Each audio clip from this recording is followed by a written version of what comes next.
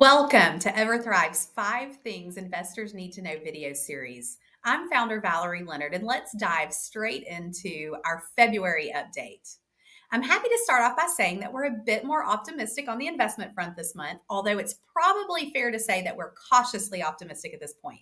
Now, let's take a look at a few facts because I want to give you some context into what's driving this. First of all, fourth quarter GDP ended at 3.3% last year, which was higher than the 2% that economists expected. But at the same time, we saw the GDP price index rise at only a 1.5% annual rate, which basically means that economic growth was better and we saw less inflation pressure, and markets responded well to this combination. Now, on the jobs front, the economy added 353,000 jobs in January, which was more than double the expectation of just 176,000 new jobs. And of course, the S&P 500 experienced 6 record highs in the month of January. Second, at EverThrive, we always evaluate conditions on more than just a short term basis, of course. And those facts that I just mentioned are encouraging, and we love starting off the year this way. But 1 month of good data alone isn't enough to make us full on bullish. So, for example, government jobs and government spending are pushing up some of those GDP numbers, and those typically aren't true sustainable areas that can drive growth in the long run. But still, there are a number of historical trends pointing to economic strength ahead. And this chart that you see here shows that equity markets always grow after we see bear markets, with one exception that was related to the terrorist attacks back on 9/11, which followed the dot-com bubble. But this case, we feel like, is a bit of an outlier, of course, because of the events that unfolded on 9/11. But what's historically true is that the first positive year is typically always followed by another positive year. And so you can see going back all the way to 1957, this is true in 11 cases. So, in other words, since 2023 was the first positive year after big losses that the markets experienced in 2022, this may signal the potential for 2024 to be another positive year. So keep in mind, this isn't a prediction, but it merely is just an observation based off of historical data.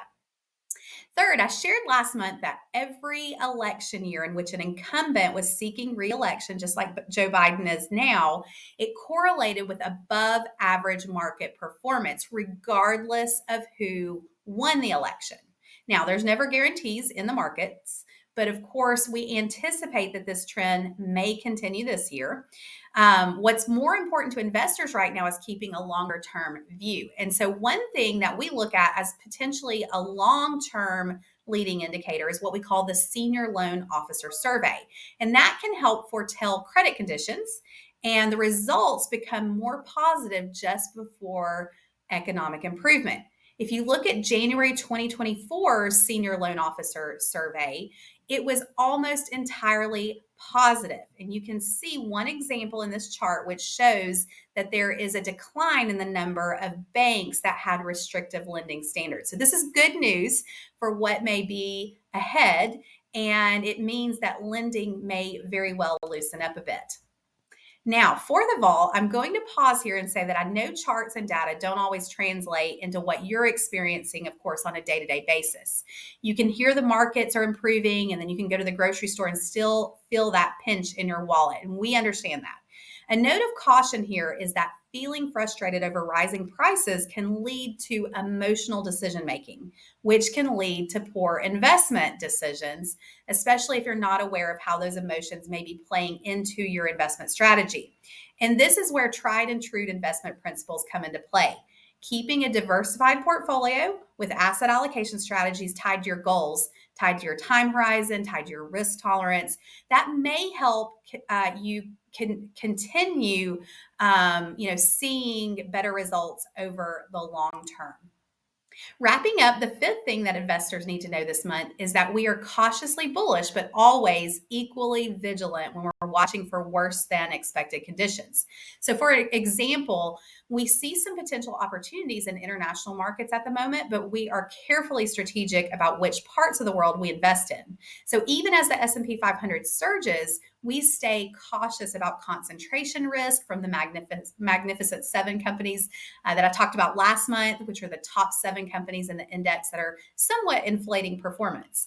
And when managing money, we always consider overweighting areas that have the potential for strong results while also underweighting areas that could lead to unnecessary risk.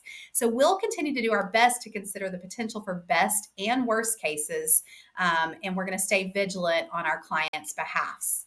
If this information has been helpful to you, don't forget to subscribe to our YouTube channel or look EverThrive Financial Group up on social media. And many thanks for watching. Please click to subscribe to our YouTube channel, and we will see you again next month. Keep in mind that this presentation is intended for informational purposes and should not be construed as actual investment advice because the content doesn't consider the personal situations or needs of each respective viewer. For this reason, we always recommend you consult a qualified professional before investing.